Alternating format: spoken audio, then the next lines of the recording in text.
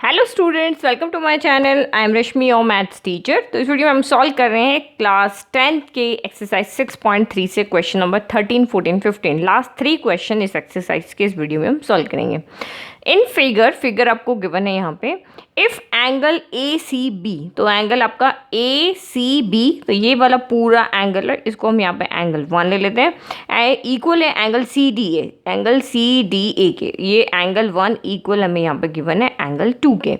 And A C equal to आपका यहाँ पे 8 सेंटीमीटर। ए डी मतलब ये इतना सा जो पार्ट है वो आपका यहाँ पे 3 सेंटीमीटर है। हमें यहाँ पे क्या फाइंड करना है, बी डी फाइंड करना है। ओके, तो अब हम कैसे फाइंड करेंगे, तो यहाँ पे देखो, अगर मैं यहाँ पे दोनों ट्रायंगल को, कौन से दो ट्रायंगल, जो दो ट्रायंगल हमें यहाँ पे गिवन है, ये वाला ट्रायंगल, क्योंकि इस ट्रायंगल की हमें 2 साइड गिवन है और एक एंगल यहाँ पे गिवन है, और इस ट्रायंगल की हमें सिर्फ यहाँ पे क्या गिवन है, एक एंगल गिवन है, और ये वाली साइड यहाँ पे क्या है, कॉमन है। ओके, या फिर हम ये ना लेके, क्योंकि हमें ये वाला एंगल पूरा दिया हुआ है, तो हम ए बी सी एंगल ले लेते हैं। ओके, तो ए बी सी एंगल का एंगल 1 इस एंगल के इक्वल हो जाएगा, और यहाँ पे ये साइड आपकी कॉमन हो सकती है, ये एंगल आपका कॉमन यहाँ पे हो सकता है। तो इस तरह से हम पूरे बड़े वाले ट्रायंगल को इस छोटे वाले ट्रायंगल के सिमिलर यहाँ पे कर देंगे। अगर सिमिलर हम कर देते हैं तो इनकी साइड्स का रेशियो यहाँ पे इक्वल हो जाएगा। तो हमें दो यहाँ पे रेशियो गिवन है, तो उसकी हेल्प से हम यहाँ पे ए बी फाइंड कर लेंगे। ए बी से फिर हम यहाँ पे बी डी, अगर ए बी पूरा आ गया तो ए बी में से 3 सेंटीमीटर को सब्ट्रैक्ट किया तो हम बी डी फाइंड कर लेंगे। तो अगर हम बी डी फाइंड करने के अकॉर्डिंग ये ट्रायंगल और ये ट्रायंगल देखते हैं, तो इन दोनों ट्रायंगल में हमारा यहाँ पे क्राइटेरिया नहीं बनेगा सिमिलर करने का, क्योंकि जो आपको गिवन है उसकी इन्फॉर्मेशन से, अगर एंगल 1 पूरा गिवन है तो हम पूरा ट्रायंगल ले लें, एंगल 2 इस ट्रायंगल गिवन है तो ये वाला ले लेते हैं, ये एंगल इसमें कॉमन हो जाएगा। बट अगर मैं ये वाला ट्रायंगल इसके सिमिलर करूँ तो यहाँ मुझे कोई पॉसिबिलिटी नहीं दिख रही कि सिर्फ इस कॉमन साइड के अलावा, इस कॉमन साइड के अलावा मुझे कोई पॉसिबिलिटी नहीं दिख रही है। ओके, तो हम ये दोनों ट्रायंगल ले लेते हैं। तो मैंने यहाँ पे ट्रायंगल हाईलाइट कर लिया, एक आपका ये ब्लैक बॉर्डर वाला ट्रायंगल है और एक ग्रीन ट्रायंगल, इन दोनों ट्रायंगल को हम यहाँ पे सिमिलर कर रहे हैं। ओके, तो यहाँ पे अब देखो, अगर हमको 2 साइड गिवन है और कोई एक साइड फाइंड करनी, तो आप यही आपको करना है कि ट्रायंगल सिमिलर करना है, और सिमिलर कौन सा करना है, जो गिवन इन्फॉर्मेशन है उसके अकॉर्डिंग आपको यहाँ पे आइडिया ले लेना है। तो एंगल 1 इक्वल टू एंगल 2 ये हमें क्वेश्चन में गिवन है, और ये वाला एंगल दोनों में कॉमन है। देखो यहाँ पे ब्लैक लाइन भी आ रही है और ये ग्रीन पार्ट के अंदर भी है, तो आप यहाँ पे क्या लिखोगे, angle A equal to angle A, ये आपका यहाँ पे हो गया कॉमन हो गया। तो therefore by angle criteria similarity से triangle A C D similar हो गया ट्राइंगल ए सी बी के। ओके, तो अब ये दोनों ट्राइंगल आपके सिमिलर हो गए। अब हमें साइड का रेशियो लिखना है, तो साइड का रेशियो आप यहाँ पे कैसे लिखोगे, तो सबसे पहले हमारा एंगल 1 ए सी डी ट्राइंगल है, ए सी डी ट्राइंगल हमारा छोटा वाला है, तो इसके अंदर ए सी डी ट्राइंगल के अंदर एंगल 2 बन रहा है। तो एंगल 2 के जस्ट सामने कौन सी साइड है आपकी, यहाँ पे साइड है ए सी, और एंगल 1 के जस्ट सामने कौन सी साइड है, तो ये आपकी है ए बी। ओके, फिर एंगल ए कॉमन है, एंगल ए के जस्ट सामने स्मॉल ग्रीन वाले ट्रायंगल की कौन सी साइड है, सी डी, और एंगल ए के जस्ट सामने बड़े वाले ट्रायंगल की साइड है आपकी यहाँ पे बी सी। ये हो गया। फिर अब आपकी यहाँ से इस वाले ट्रायंगल में से ए सी आ गई है, सी डी आ गई, तो बची कौन है यहाँ से, ए डी बच गया, और इसमें से आपकी ए बी आ गई है, बी सी आ गई, तो बची कौन है यहाँ से, सिर्फ आपकी, एक सेकंड, मैंने यहाँ पे ए बी हमारी आ चुकी है, बी सी हमारी आ चुकी है, सिर्फ यहाँ पे बची है आपकी ए सी। तो ये तीनों साइड हमने यहाँ पे लिख ली। तो अगर यहाँ पे देखो, तो यहाँ पे हम सिमिलरिटी देख रहे हैं, देखो ए सी साथ में होना चाहिए, सी डी साथ में होना चाहिए, और ए डी इस तरह से होना चाहिए। बट यहाँ पे मैं देखूँ तो ए बी साथ होना चाहिए, बी सी साथ होना चाहिए, और ए सी इस तरह से होना चाहिए। तो यहाँ ए सी भी नहीं हो जाएगा, ये आपका हो जाएगा ए बी सी हो जाएगा। अब देखो ए बी, यहाँ ए सी के साथ ए बी आ रहा है, बी सी के यहाँ पे सी डी के साथ आपका बी सी आ रहा है, और ए डी के साथ आपका यहाँ पे ए सी आ रहा है। तो हमने ट्राइंगल भी यहाँ पे उसके अकॉर्डिंग लिख लिए। अब ये हमने क्यों लिखे, ये हमने इसलिए लिखे क्योंकि अगर दो ट्राइंगल सिमिलर है तो उनकी करस्पॉन्डिंग साइड्स का रेशियो इक्वल होता है। तो ये रीजन आप यहाँ पे लिख देना, when the triangles are similar then the ratio of their corresponding sides are equal. Now value put कर लेते हैं। तो ए सी हमें यहाँ पे गिवन है 8, नाउ ए बी हमें यहाँ पे गिवन नहीं है, वही तो हमें नहीं बी डी फाइंड करना है। तो बी डी फाइंड करने के लिए हमें ए बी फाइंड करना है। फिर सी डी हमें गिवन नहीं है, बी सी भी हमें गिवन नहीं है, ए डी हमें 3 गिवन है, और ए सी हमें यहाँ पे 8 गिवन है। ओके, तो अब आप यहाँ पे देखो किसका किससे रिलेशन बनाओगे कि हमारा ए बी है। एक्चुअल में तो हमें बी डी फाइंड करना है, बट बी डी तो नहीं लेके, क्योंकि बी डी तो यहाँ कहीं है नहीं, पर B D side A B में है, तो हम ए बी फाइंड कर रहे हैं। तो मैं ये वाला रेशियो को इसके साथ इक्वेट करूँगी, क्योंकि इन दोनों रिलेशन को लेने पर ये एक वेरिएबल आ रहा है। ओके, तो इसको हम फर्स्ट ले लेते हैं, इसको सेकंड ले लेते हैं। तो from first and second we have, तो ये आपका यहाँ पे क्या हो जाएगा 8 upon A B equal to 3/8। तो क्रॉस मल्टीप्लाई कर दो तो ए बी इधर चला जाएगा, 3 आपका इधर आ जाएगा, तो ये 8 तो अभी यहीं रहा है, 3 इधर आ गया है और ए बी यहाँ पे ऊपर आ गया। ओके, और ये 8 हमें यहाँ डिनोमिनेटर चाहिए, हम इसको इधर ले जाते हैं, तो ये आपका यहाँ पे हो गया 8 × 8 हो गया। ओके, इस तरह से हमने इसको लिख दिया, तो ये हो गया 64/3 सेंटीमीटर, ये हमारा यहाँ पे हो गया ए बी। नाउ अब हमें यहाँ पे ए बी नहीं चाहिए, हमें तो यहाँ पे बी डी चाहिए, तो यहाँ लिख सकते हैं नाउ बी डी इक्वल क्या हो जाएगा, ए बी में से ए डी गया, तो बी डी इक्वल आपका हो जाएगा A B minus A D हो जाएगा। तो ए बी आपका यहाँ पे कितना है 64/3 माइनस ए डी आपका यहाँ पे है ये पूरा 64/3, इसमें से 3 को सब्ट्रैक्ट कर लें, तो यहाँ पे कुछ नहीं, पहले 3 का डिनोमिनेटर एलसीएम ले लें, 3 और 1 का एलसीएम 3 हो गया, 3 के टेबल में 3 आया 1 टाइम, 64 ही रहेगा, 1 के टेबल में 3 आया 3 टाइम, तो ये आपका 3 × 3 9 हो जाएगा। तो 64 में से 9 गया, तो ये आपका हो जाएगा यहाँ 55/3, और 55/3 आपका यहाँ पे लगभग हो जाएगा 18.3 सेंटीमीटर। तो hence B D equal to आपका यहाँ पे हो गया 18.3 सेंटीमीटर। ओके, तो इस तरह से आपको क्वेश्चन को सॉल्व करना है कि ट्राइंगल को सिमिलर करके, मोस्टली क्वेश्चन में आपको ट्राइंगल सिमिलर करके, अगर कोई भी 2 साइड गिवन है तो सिमिलर करके क्वेश्चन सॉल्व हो जाएगा। नाउ देखते हैं 14। पहले आप इसका आंसर देखो एक बार पूरा, ताकि आप नोट डाउन कर सको स्क्रीनशॉट लेके। ओके, तो question is a 15 metre high tower cast a shadow 24 metres long. तो टावर, हमें यहाँ पे एक टावर बना लेते हैं, 15 मीटर इसकी यहाँ पे हाइट है, तो ये टावर को हम TW से लिख देते हैं, 15 मीटर इसकी हाइट है। अब 15 metre height tower cast a shadow, shadow हमेशा कहाँ बनती है, फ्लोर पे बनती है, तो ये हमारी यहाँ पे हो गई शेडो, इसको हम यहाँ से S से लिख ले रहे हैं, जो कि आपकी यहाँ पे कितनी 24 सेंटीमीटर लॉन्ग है। शेडो हमेशा यहाँ बनेगी, ये आप ध्यान रखना, क्योंकि बच्चे अधिकतर क्या गलती करते हैं, ये शेडो देख लेते हैं एट अ सर्टेन टाइम, और उसी टाइम, तो इसको हम यहाँ पे क्या करते हैं, क्योंकि ट्राइंगल चैप्टर है तो एक हम ट्राइंगल पूरा कर लेते हैं, फिर एट अ सर्टेन टाइम, उसी time, and eight the same time, ठीक है, long at a certain time and eight the same time, और उसी टाइम पे एक टेलीफोन पोल है, वो भी शेडो बना रहा है। तो हमने यहाँ पे क्या कर दिया, एक टेलीफोन पोल ले लिया, टेलीफोन है तो हम इसको पोल है तो PL कर देते हैं, ये भी आपका शेडो बना रहा है, और शेडो कितनी लंबी है 16 मीटर लॉन्ग शेडो है। तो किसी भी टाइम आपका यहाँ पे ये हो रहा था, किसी भी टाइम, सर्टेन टाइम यानी किसी भी टाइम आपका यहाँ पे ये टावर है, उसकी शेडो इतनी लंबी बन रही थी, लेकिन उसी टाइम एक टेलीफोन पोल है, वो भी 16 मीटर लॉन्ग यहाँ पे शेडो बना रहे थे, तो इसको हम यहाँ पे A ले लेते हैं। Find the height of the telephone pole, ये हमें यहाँ पे फाइंड करनी है, ठीक है। तो अब ये कोई राइट एंगल, यहाँ पे ये वाला ट्राइंगल हमने ले लिया, ये ट्राइंगल हमने ले लिया, तो एक चीज़ आप यहाँ पे देखो, ये हमारा ग्राउंड है, शेडो आपकी ग्राउंड पे बनेगी, और ये पोल है, चाहे पोल का हो चाहे टावर का हो, ये हमेशा ग्राउंड के साथ क्या करते हैं, वर्टिकल स्टैंड करते हैं, इस तरह से इधर या इधर इस तरह से थोड़ी ना खड़े होंगे कि ये टेढ़ा खड़ा है या इधर खड़ा है, वो हमेशा स्ट्रेट खड़े होते हैं, वो हमेशा ग्राउंड के साथ 90 डिग्री का एंगल बनाते हैं। तो ये लॉजिक आपको यहाँ माइंड में होना चाहिए, तो ये एंगल भी यहाँ पे 90 डिग्री का होगा और ये एंगल भी यहाँ पे 90 डिग्री का होगा। अब दूसरा, शेडो कब बनेगी, शेडो तब बनेगी जब यहाँ पे सन होगा, तो मैं लेट के यहाँ पे सन बना लेती हूँ ऊपर की तरफ। ओके, तो सन की वजह से जो भी यहाँ पे एंगल बनेगा, कौन सा वाला एंगल आपका, ये वाला, ये एंगल ऑफ एलिवेशन, तो दोनों का सेम होगा, क्योंकि शेडो इसकी वजह से बन रही है, अगर सन नहीं होता तो शेडो नहीं बनती, बट ये शेडो इसकी वजह से बन रही है, तो एंगल ऑफ एलिवेशन, ये टावर के यहाँ से जो एंगल ऑफ एलिवेशन बनेगा सन का, तो ये दोनों, क्योंकि दोनों फिगर आपके यहाँ पे सेम टाइम पे बन रहे हैं, अगर ये फिगर अलग टाइम पे होता, ये फिगर ये अलग टाइम पे होता, तो एंगल ऑफ एलिवेशन सेम नहीं होता, लेकिन सेम टाइम पे सन की पोजीशन आपकी एक ही जगह पे है, और उस पोजीशन से जो शेडो बन रही है उसका एंगल ऑफ एलिवेशन आपका यहाँ पे सेम होगा, तो ये एंगल 1 इक्वल टू आपका यहाँ पे हो जाएगा एंगल 2, ये 90 तो ये भी हो जाएगा 90। तो अब ये शेडो जब भी वाला क्वेश्चन आता है तो हमेशा याद रखो एंगल ऑफ एलिवेशन आपका बनेगा। तो दोनों ट्राइंगल में जो जो चीज़ हम यहाँ सॉल्व कर सकते थे, फाइंड कर सकते थे, वो मैंने यहाँ पे लिख लिया कि angle W equal to angle L हो जाएगा आपका यहाँ पे, दोनों एंगल होंगे आपके 90 डिग्री, और एंगल 1 इक्वल टू एंगल 2 हो जाएगा रीजन एंगल ऑफ एलिवेशन। तो इस रीजन से दोनों ट्राइंगल हमारे सिमिलर हो जाएंगे, सिमिलर होने पर हम साइड का रेशियो इक्वल कर देंगे, तो दो साइड यहाँ गिवन है, जो जैसे हमने पहले अभी 13 क्वेश्चन किया उससे ये भी उसी तरीके से सॉल्व हो जाएगा।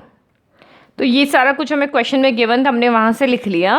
फिर यहाँ पे जो भी हमने लेट किया, क्योंकि आपको फिगर में गिवन नहीं था कि ये टावर है या ये शेडो है, तो टी डब्ल्यू हमने यहाँ पे टेलीफोन पोल को लिया, उसकी हाइट 15, तो टी डब्ल्यू लिया, एस डब्ल्यू उसकी शेडो है। इस तरह से हमें आंसर को एक्सप्लेन करके लिखना है, क्योंकि 3 मार्क्स का क्वेश्चन है। अगर आपके माइंड में ये आ रहा हो कि हमने इस क्वेश्चन को ट्रिग्नोमेट्री से क्यों नहीं सॉल्व किया, क्योंकि बच्चे कंफ्यूज होते, क्योंकि वहाँ पे आपको मैंने बताया था कि एक एंगल अगर आपको गिवन है और एक साइड आपको गिवन है, तब इजीली ट्रिग्नोमेट्री लगा के और यहाँ पे कोई भी साइड फाइंड कर सकते हो। तो यहाँ पे हम ट्रिग्नोमेट्री इसलिए नहीं लगा रहे क्योंकि हमें ये एक्यूट एंगल नहीं पता है। अगर हम मुझे ये वाला एंगल या ये वाला एंगल, इन दोनों में से कोई भी एंगल अगर पता होता, या लाइक कि अगर ये 30 या 60 कुछ भी होता है, तो हम यहाँ पे ट्रिग्नोमेट्री लगा के सीधी एक साइड यहाँ पे फाइंड कर लेते हैं, क्योंकि एक्यूट एंगल पता होने पर ही आपकी ट्रिग्नोमेट्री यहाँ पे लगती है।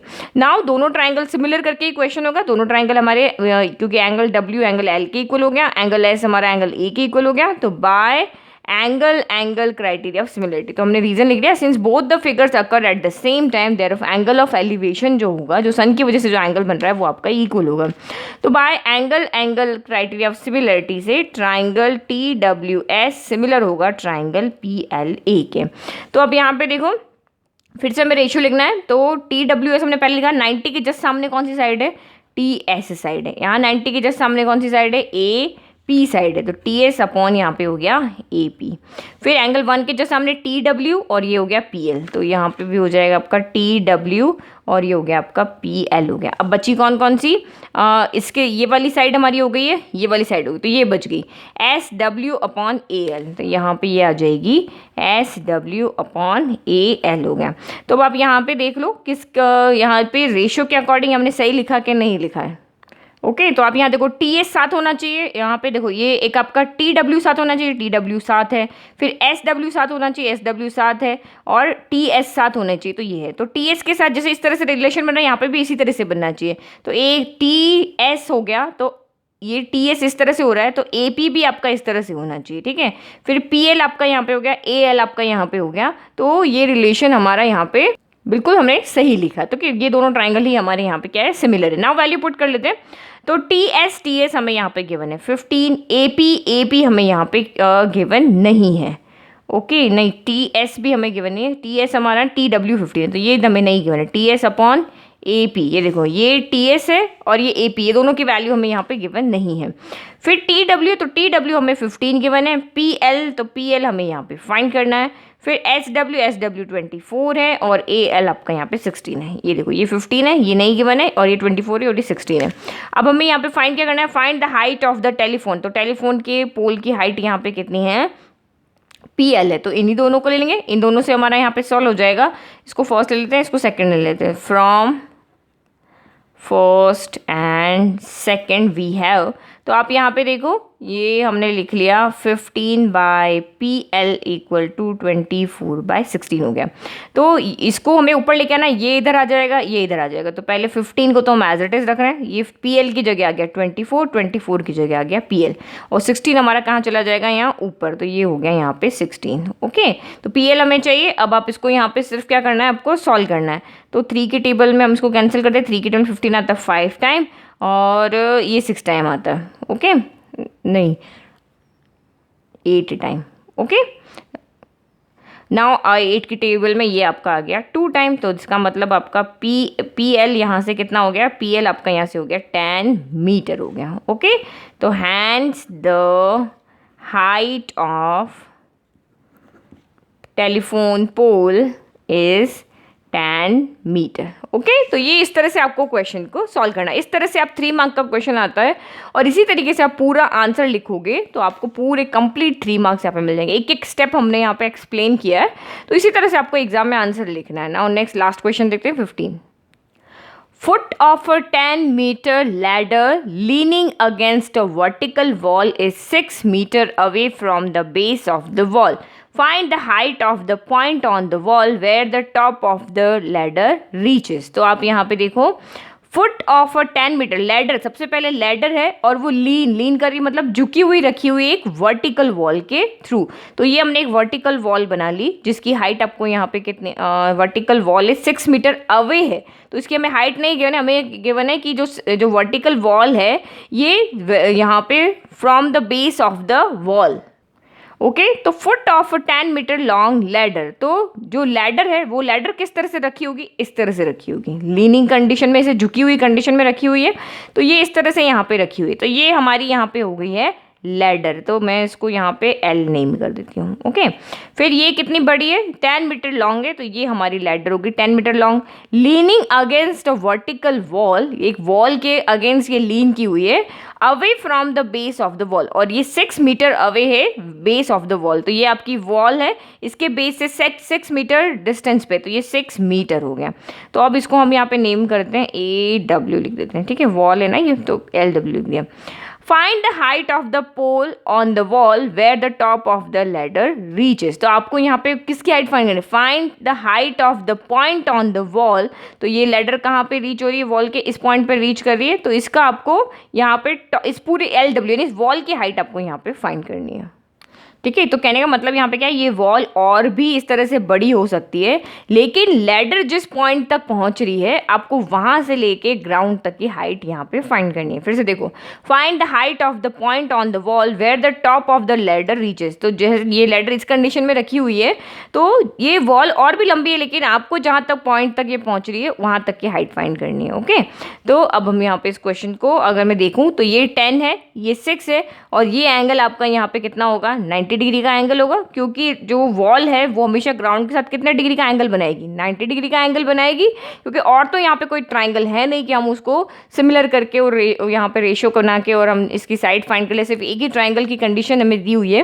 तो अगर ये आपका राइट एंगल ट्राइंगल है तो उसके जस्ट सामने वाली ये हाइपोटेनस हो गई, ये हम यहाँ पे बेस ले लेते हैं। तो यहाँ से परपेंडिकुलर फाइंड करना है तो आप यहाँ पाइथागोरस थ्योरम लगा लो। तो आपको बस यहाँ पे ये माइंड में आना चाहिए कि ये एंगल 90 क्यों है, क्योंकि चाहे वॉल ले लो, चाहे टेलीफोन पोल ले लो, चाहे आप यहाँ पे कोई भी ले टावर ले लो, वो सारे हमेशा ग्राउंड के साथ 90 डिग्री का एंगल ही बनाएंगे, क्योंकि वो वर्टिकली स्टैंड करते हैं।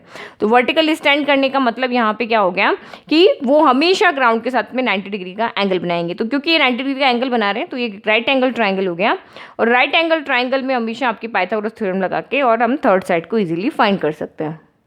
ओके, तो let LA equal to 10 metre be the length of the ladder and WL जो है वो आपको हमने यहाँ पे फाइंड करना, उसको x मीटर दे दिया। Be the height of the wall as wall WL is x metre vertically up है, तो एंगल W आपका यहाँ पे कितना हो जाएगा, 90 डिग्री हो जाएगा।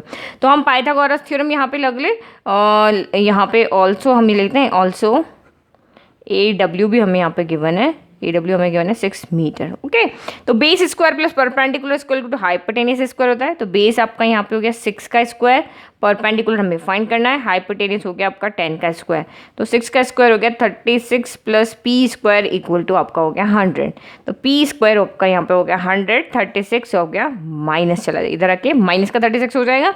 तो P square equal to 100 minus 36 हो गया आपका 64। सबसे सिंपल क्वेश्चन है, तो पी इक्वल टू हो गया plus minus in root of 64। तो 64 हमें यहाँ पे पता है 8 का स्क्वायर होता है, तो ये हमने 8 का स्क्वायर कर दिया, स्क्वायर से आपका रूट कैंसिल हो गया, p equal two plus minus 8 हो गया।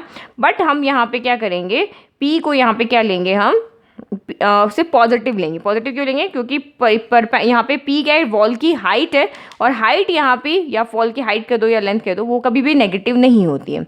तो therefore p equal to WL equal to आपका 8 मीटर है। क्यों, क्योंकि p नेवर बी, या हाइट ऑफ वॉल लिख लेते हैं, height of wall never be negative, वो नेगेटिव नहीं होती है, इसलिए हम यहाँ पे पॉजिटिव ले रहे हैं। तो यही हमें फाइंड करना था, तो हम लिख लेते हैं hence the height of the, तो जैसे हमें क्वेश्चन पूछा वैसे हमने आंसर लिखा, hence the height of the point on the wall where the top of the ladder reaches is 8 metre. Okay, तो इस तरह से हमने तीनों क्वेश्चन को सॉल्व करना। आई होप आपको ऑल 3 क्वेश्चन अच्छे से समझ में आए। Thank you.